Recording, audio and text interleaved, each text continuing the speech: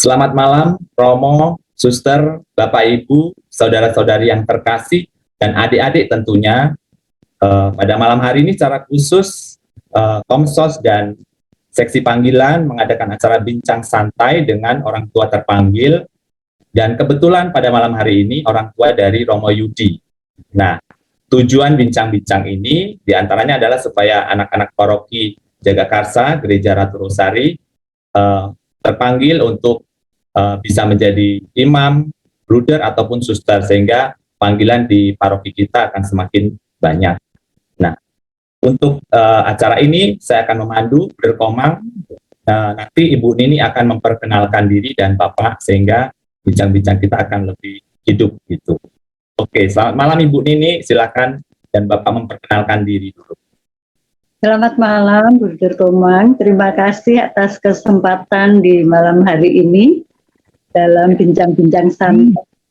Kami dari keluarga Leonardus Eko Susanto dari lingkungan Kebagusan Besar Utara, kalau dulu Lukas 2 ya. Dan kami bersama Bapak Eko, monggo. Malam, Bruder, malam Bapak. Malam semuanya. Terima kasih sekali waktunya kita bisa ngobrol santai masalah panggilan. Sekali lagi kami perkenalkan, kami orang tua dari Romo Yudi yang sekarang bertugas di Bandung, tepatnya di Santo Martinus Popo. Monggo. Oke, baik, terima kasih Ibu Nini dan Bapak. Tabisanya 1 tahun yang lalu Ibu ya? Iya. Ya, tepatnya di bulan Juli kalau nggak salah ya. Oke. Agustus ya, diundur ya. Oke. Ibu, kita akan sedikit flashback ke belakang berkaitan dengan panggilan putranya. Nah, pada saat awal-awal itu apakah Bapak dan Ibu pernah terbayangkan bahwa salah satu putranya akan menjadi pastor pada sekarang ini gitu. Jadi sebelumnya apakah terpikirkan itu, Ibu? Terima kasih. Sebenarnya tidak pernah terbayang bahwa anak saya akan menjadi seorang pastor. Waktu itu anak saya kecil tumbuh seperti anak-anak yang lain, seperti biasanya. Jadi kita nggak kebayang kalau suatu saat nanti kok anak saya jadi Romo, itu nggak pernah kebayang. Nggak pernah terbayangkan. Tetapi apakah ada niat waktu itu Ibu atau Bapak, wah nanti kalau saya punya anak nih misalkan, saya pengen anak saya jadi pastor gitu. Adakah waktu itu niat begitu Ibu? Begini, Bapak. Ya, jadi awal dari panggilan anak saya, itu kami sendiri juga tidak menyangka, karena kami dikaruniai 3 anak laki-laki semua. Kebetulan Romo Yudi ini anak yang kedua, dan waktu masa-masa SMP lah, waktu masa-masa SMP itu ya kami sebagai orang tua hanya menanyakan, "Dek, kamu mau sekolah kemana habis ini? Sebentar lagi kamu udah mau lulus SMP." Itu pun jawabannya juga masih ngambang gitu, nggak tahu Pak, saya mau sekolah mana. Oh gitu. Dan kembali cerita masa lalu, masalah panggilan ini, kenapa kok tiba-tiba anak kedua saya ini masuk seminari. Ternyata setelah kita sering bertemu, sering sharing waktu masa-masa di seminari, bahwa dia tertarik menjadi imam. Itu salah satunya karena imam-imam MSF yang ada di paroki kita. Oh gitu. Ya. Ya. Cuma di sisi lain, saya pun pernah prihatin kepada anak-anak saya, terutama Romo Yudi ini, Karena usia waktu Miss Dinar habis komuni pertama itu saya coba untuk merangkul dia, ayo saya kenalin teman-teman seusia kamu, majulah ikut Miss Dinar atau kegiatan apa ada gitu.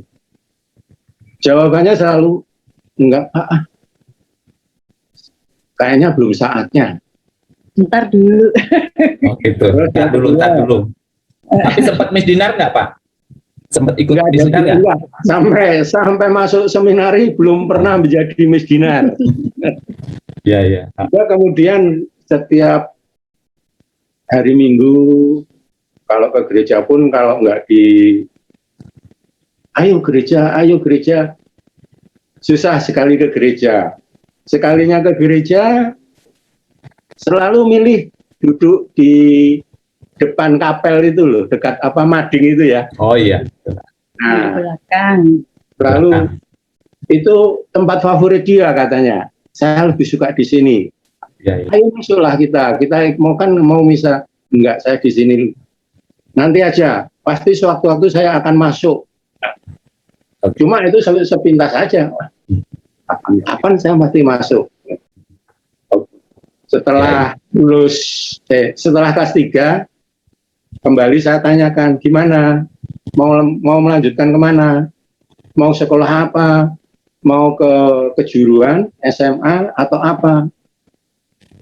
Tanpa jawaban juga. Pada akhirnya, suatu saat, dia hanya mengajukan berkas lamaran untuk masuk seminari. Itu pun dia mengajukan dua bendel, satu Wacana Bakti, satu untuk yang di Magelang apa? Pertoyudan. Oke lah, akhirnya ada beberapa berkas yang kita tanda tangani.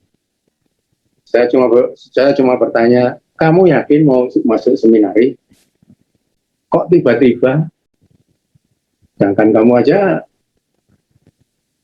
kita ajak untuk Miss Dinar, untuk aktif di OMK, selalu jawabannya belum saatnya. Iya Pak, saya ingin masuk seminari.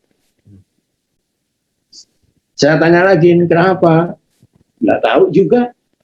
Salah satunya cuma saya kelihatan nyaman lihat romo-romo MSF waktu itu. Walaupun ke gereja cuma di belakang, ikut misa di belakang, tapi setelah selesai misa, keramahan romo-romo itu sedikit menjadi saya tertarik, apa sih romo itu? Oh gitu. Itu. Tapi Pak, maaf Pak, apakah Bapak dengan kan menanyakan apa kamu mau masuk kemana, seminari atau mau kemana? Nah, apakah Bapak ada intensi dalam arti mendoakan nih anak nih, kayaknya saya pengen dia seminari gitu, ada nggak pada saat itu? Sama sekali tidak ada, Bruder. Jadi kita waktu sampai dia mendaftarkan ke seminari pun kami masih gerambiang, nggak tahu ini anak mau kemana, mau apa gitu loh. Akhirnya ya udah, kami orang tua ikutin kamu, tapi pilihan kamu harus bertanggung jawab ya. Ya. Nah, ketika diterima nih Pak, sekarang Pak, udah diterima kan ke seminari itu, sempat kaget nggak Bapak sama Ibu? Diterima di seminari. Jadi waktu proses penerimaan itu ya kami cuma berdoa, ya Tuhan kalau ini memang jalan anak kami, tolong dipermudah. Akhirnya proses pertama, kedua, ketiga, sampai pengumuman final, pengumumannya bisa masuk seminari Wacana Bakti, ya puji Tuhan. Ya itu saya juga kadang-kadang bingung dari mana sebenarnya kok ini tiba-tiba tanpa ada hujan, tanpa ada angin, tanpa ada sesuatu yang istimewa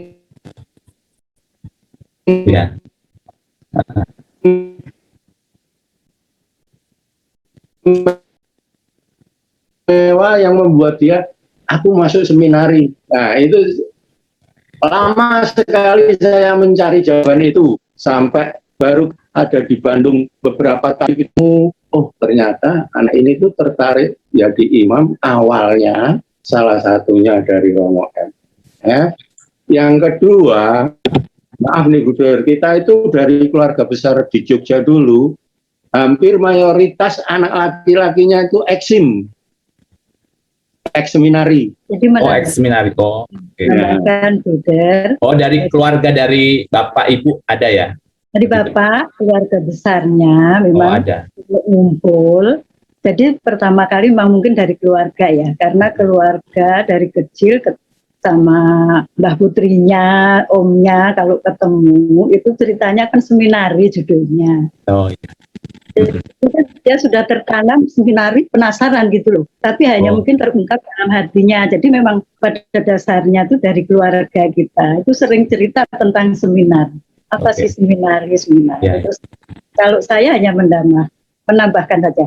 Kalau di seminari itu menurut ceritanya itu kayak setelah SMP nih, yang saya tahu di seminari Wacana Bakti itu saya lihat kok ada hobi-hobi sepak bola, kamu masuk sepak bola ada, musik semuanya ada. Maksudnya hobi-hobi yang menyalurkan bakat dia. Memang anak saya itu Romo Od itu senangnya main bola dari sekolah dari kecil sampai Nah itu rupanya juga ternyata bisa ya menyalurkan bakat-bakat, tapi tidak terungkap kalau anak saya itu punya keinginan untuk masuk seminari belum.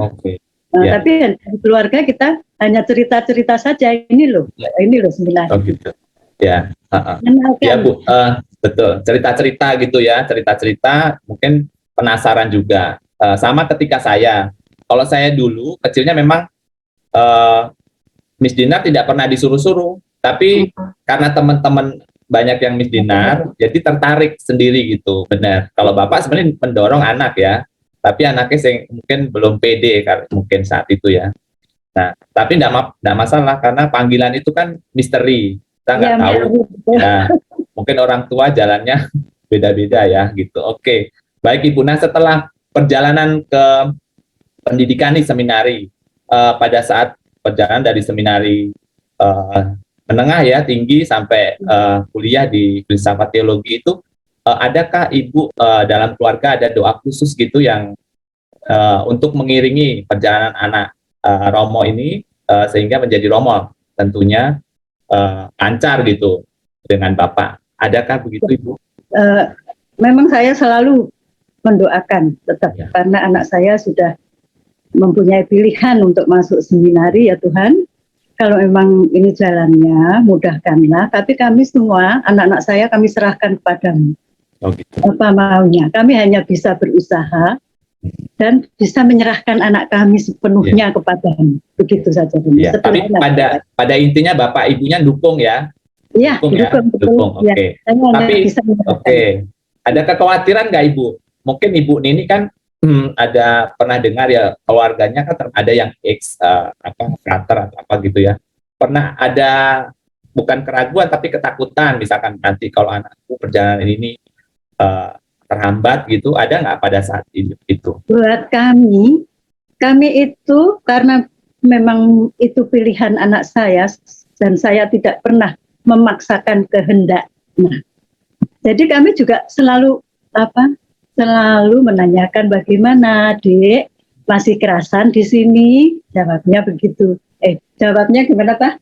Masih lanjut, masih enjoy, masih. Sudah sederhana saja. Dan saya juga hanya berdoa dan berpasrah diri gitu aja. Jadi menjalaninya enak, nggak pernah menekankan ini. Apapun yang terjadi itu anak saya, gitu aja.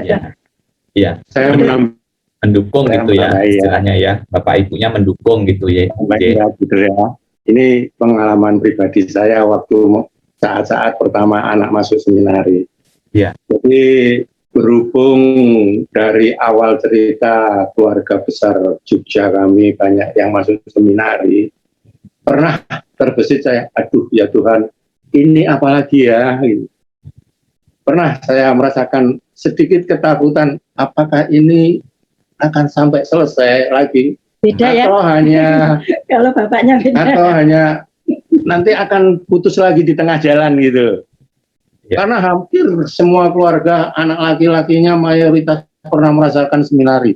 Eksim, eksim. Jadi kalau kita kumpul tuh, keluarga eksim sini. Oh, eksim bilang saya. Termasuk adiknya sendiri. Tuh. Waktu si Yudi kecil ini mau mendaftar, saya cuma kalau bahasa Jawanya amang-amangan gitu ya. Iya. Ini opo lagi nih. Akan terjadi lagi gitu loh. Jadi dari sekian keturunan, baru keturunan ketiga yang istilahnya sampai jadi. Kebetulan 2 orang kan, sama-sama di Projo Bandung juga. Gitu, ya. Akhirnya ya udah, lama sekali saya merenung. Ya akhirnya ya, bilang Tuhan, saya berpasrah diri. Monggo Tuhan bentulah anak kami kalau memang itu menjadi pilihan anak, dan tolong beri kemudahan. Nah, begitu masuk seminari, kami ya sebagai orang tua dari rumah cuma bisa mendoakan, selalu mendoakan, dan itu pun ya terus, akhirnya 4 tahun pertama waktu di KPP bisa terlewati. Bisa terlewati ya. Lancar gitu ya Pak. Apakah pernah ada ini Pak, mungkin Romo Yudinya itu sebelum itu mungkin sering cerita ke Bapak, mungkin ada pengalaman nih misalkan agak ya perasaan antara iya antara tidak gitu, apakah ada pada saat itu? Begini, kita kalau dari KPP sendiri, saya punya suatu kenangan yang lumayan lucu dan indah gitu. Ya. Oke, siap. Jadi, karena anak kami ini di antara teman-temannya itu paling kecil, kurus, kecil. Nah, waktu masuk 3 bulan pertama kan kita lost contact. Oh, 3 bulan. Nggak boleh berhubungan. Mau apapun, mau telepon, apalagi dari HP, kan nggak boleh pegang HP. Begitu selesai 3 bulan pertama, kami diundang untuk mengikuti misa di Wacana Bakti. Kami sempat terenyuh, bukannya makin subur anak kami, makin kecil. Dalam hati kami sebagai orang tua, karena ya belum pernah berpisah sama anak-anak, artinya itu pertama sekali anak pisah dari orang tua. Ya Tuhan, anak saya kerasan nggak sih di sini? Kok bukannya berkembang badannya, tapi makin habis ya. Sambil mendengarkan lagu apa? Ya. How are you today? Oh, lagu ya. Oke. Jadi semakin apa ya? Sedih ya. Ini di belakang sambil basah.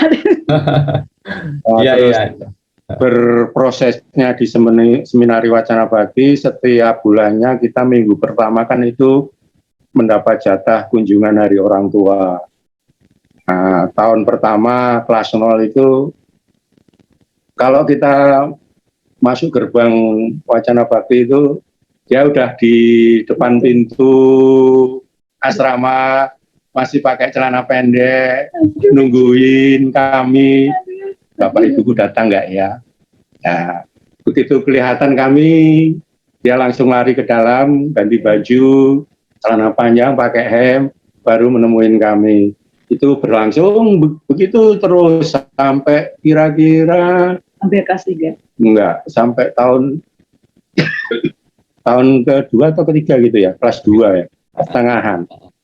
Ya. Tiba-tiba waktu kami kunjungan keluarga lagi, satu kata dari Romo Yudi ini, Bapak Ibu kalau sibuk sekarang nggak usah ke sini, nggak apa-apa kok. Saya udah kerasan di sini, saya udah menikmati di sini. Jadi kalau misalkan Bapak Ibu lagi sibuk atau nggak perlu ke sini, nggak apa-apa. Yakin dah, pokoknya. Ya udah. Akhirnya Ya, Tuhan semoga ini semakin Ya. bertanda baik, anak kami kerasan. Nah, ya. Semakin tenang gitu ya Pak ya, semakin tenang ya. Iya. Akhirnya ya itu tadi terlewati 4 tahun, dari berapa banyak anak itu, berapa puluh gitu. Akhirnya waktu selesai sampai 4 tahun itu kan yang melanjutkan cuma 9 orang kalau nggak salah. Iya. Iya. Iya Pak. Memang rata-rata orang tua biasanya takut anaknya jauh dari orang tua, itu biasanya yang sulit orang tua melepas anaknya, biasanya begitu, masuk seminari atau masuk apa ya, rata-rata begitu. Nah, sekarang kan Bapak putranya kan sudah menjadi romo nih sekarang. Nah, waktu tabisan kemarin, biasanya kan tabisannya pasti selalu meriah, karena kemarin kebetulan pandemi. Nah, itu situasinya seperti apa Pak? Apakah di sana gitu loh, perasaan Bapak dengan anaknya terus ditabiskan itu menjadi lengkap lah gitu ya, kemarin itu tahun lalu itu, bagaimana perasaan Ibu sama Bapak? Baik, jadi untuk masalah tabisan, sedikit saya juga tarik ke belakang lagi, semasa di seminari tinggi Permentum itu kami punya kebiasaan 2 tahun sekali bertemu antara orang tua pater. Kami sharing, kami saling menguatkan, kami saling berdoa untuk anak-anak kami, ya kan. Dalam perjalanannya juga anak kami Romo Yudi ini juga nggak mulus-mulus banget gitu loh, karena dia pernah dipulangkan, Buder. Oh gitu. Satu kesalahan kecil dia pernah dipulangkan. Setelah libur itu ceritanya sekitar setelah retret Pak ya, retret tahunan dia dipulangkan karena waktu retret itu sempat sedikit bikin gaduh karena yang tadinya retret harus hening, silensium kan, dia ngobrol berdua, lama-lama bertiga, berempat, berlima, akhirnya pecah itu obrolan.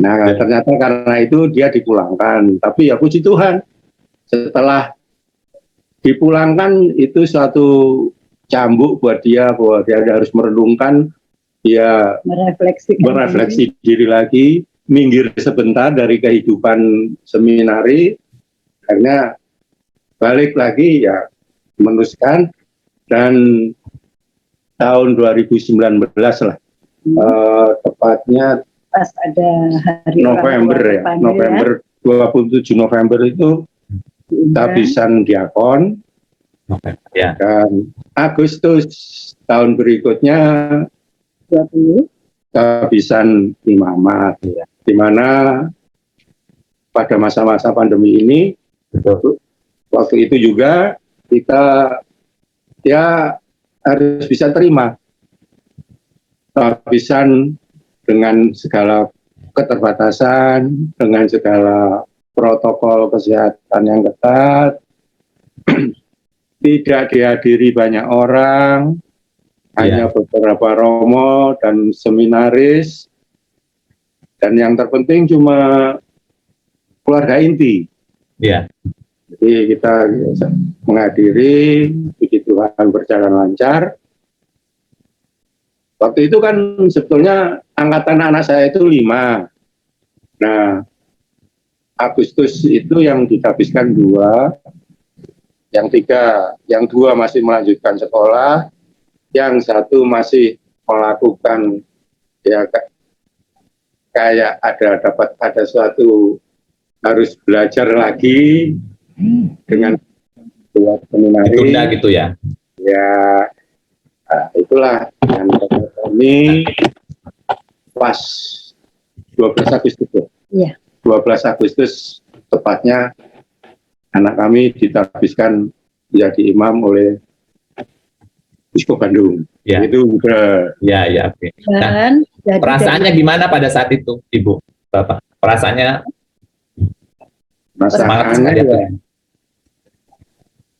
campur aduk, jadi kita karena saya lihat Bapak kayaknya jadi apa, dari wakil dari keluarga gitu ya, menyampaikan sambutan kayaknya ya. Yang ngomong pun terbata-bata sampai ngomong salah-salah, karena apalagi waktu memakaikan jubah, ya kasula, itu ini berapa tahun yang lalu saya memakaikan seragam dia, saya menggantikan baju dia kalau habis mandi. Sekarang saya harus menyematkan jubah, kasula, dan segalanya. Ya. Seperti mimpi gitu. Oh gitu, seperti mimpi. Ya, ya kalau melihat perjalanannya pasti banyak kenangan ya Pak. Maksudnya sebagai orang tua pasti tentu banyak sekali kenangan-kenangan bersama perjalanan Romo Yudi ini dari awal sampai akhirnya ditabiskan menjadi imam Keuskupan Bandung ya Pak ya pada saat itu. Nah, Bapak tentu banyak perubahan atau pengalaman yang Bapak Ibu dapatkan. Tentu umat juga tahu pasti, oh ini Bu Nini dan anaknya Romo Yudi yang tabisan kemarin. Memang karena situasi pandemi, memang belum memungkinkan untuk misa perdana di paroki kita ya Bu ya. Mungkin nanti kalau sudah aman, kita akan undang untuk misa perdana. Nah, situasi pandemi pada saat itu memang tidak memungkinkan untuk berkumpul banyak. Waktu itu memang sebenarnya saya waktu itu juga pengen ikut waktu itu, tapi situasi ya, karena keluarga juga pada saat itu hanya terbatas gitu ya, Bu ya. Nah, Ibu dengan ditabiskan ini kan belum selesai begitu ya, dalam arti ya perjalanan kan masih panjang namanya. Panggilan itu kan Ibu tentu pengennya sampai akhir ya gitu ya. Nah, pesan apa yang Ibu sampaikan ke Romo Yudi ketika ya sekarang udah menjadi Romo itu, pesan apa yang Ibu sampaikan ke Romo atau Bapak juga sampaikan pada saat itu gitu? Yang kami sampaikan ya. Hanya semoga bisa menjadi Romo yang selalu rendah hati, selalu melayani dengan bijaksana, dengan ketulusan, dengan keikhlasan apa yang menjadi tugasnya sebagai pelayan umat, melayani Tuhan, sungguh-sungguh harus benar-benar dijalankan dengan baik. Dan juga selalu berdoa semoga semua romo-romo pelayan Tuhan semua diberikan kesehatan di masa pandemi ini, karena kalau melihat situasi yang saat ini kita harus tetap kuat, harus tetap sabar, harus tetap bersyukur. Apapun itu banyak hikmahnya yang bisa kami petik dan kami terima. Ya, betul Ibu, memang situasi pandemi kita tetap semangat, tapi tetap berdoa juga mengandalkan Tuhan, sehingga apa yang kita harapkan Romo Yudi tetap terus, dan romo-romo yang lain tentunya Ibu ya. Ya, dengan semuanya, pelayan umat, semuanya orang kita semua. Karena sebagai informasi di paroki kita Ibu Nini dan Bapak itu yang menjadi imam anak paroki itu ada 5. Jadi pastor 5. Jadi suster ada 5. Jadi frater yang sekarang sedang frater itu 1. Seminarisnya ada 2. Nah, jadi mudah-mudahan ada yang menyusul lagi, Bu Nini. Mohon doanya bersama-sama kita umat paroki Jagakarsa untuk mendukung. Nah, sekarang saya ingin pesan untuk orang tua yang memiliki anak itu Ibu, supaya anak-anaknya ya tentu pasti ada pancingan lah istilahnya, ada dorongan seperti Ibu bagaimana orang tua untuk mendampingi anak atau mengajak anak untuk masuk seminari gitu. Nanti Bapak menambahkan, saya hanya kalau ada Bapak Ibu yang putra putrinya berkeinginan masuk ke seminari, masuk biarawan, biarawati, suster, buder, atau semuanya selayaknya harus selalu didukung dan selalu didoakan, disupport ya. Dan mungkin orang tua yang lain yang belum belum mempunyai anak yang terpanggil, tapi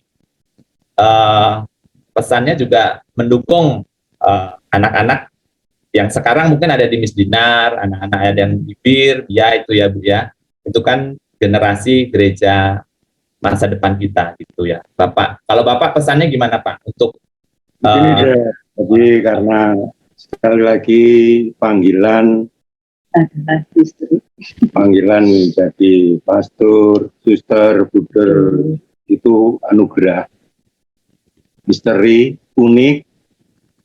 Jadi Bapak Ibu semuanya, apabila anak ada sedikit aja keinginan mengetahui tentang hidup silebat, hidup membiara, kasih kesempatan, doronglah, doakanlah.